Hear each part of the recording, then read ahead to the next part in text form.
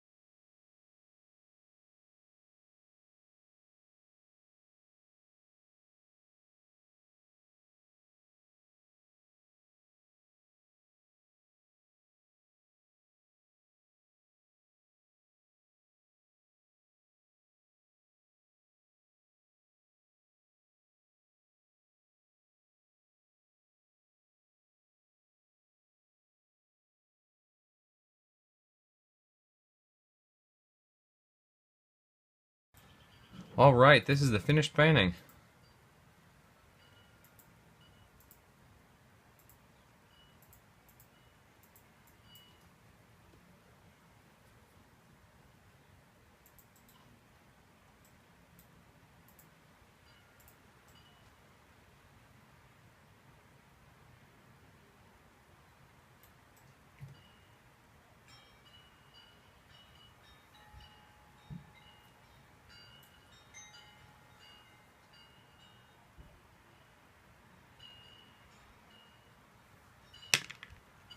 Now, if you like this painting, I've got some good news because this painting will be for sale at a local farmer's market this weekend.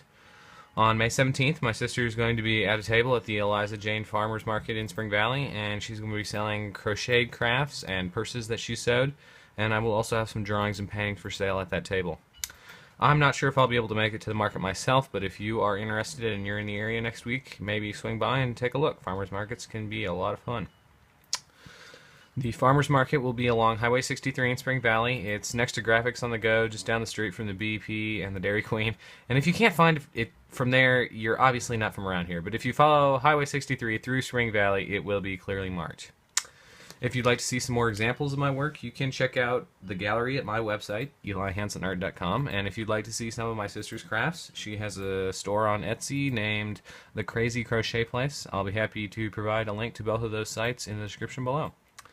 Thanks for watching. I hope you enjoyed the video, and as always, if you did enjoy the video, liking and subscribing to my YouTube channel and my mailing list on my website are both perfectly acceptable ways of showing your appreciation. If you prefer not to subscribe and would rather just send me a large amount of gold, that's fine with me too. Again, thanks for watching. I hope you enjoyed it, and I'll see you in the next video.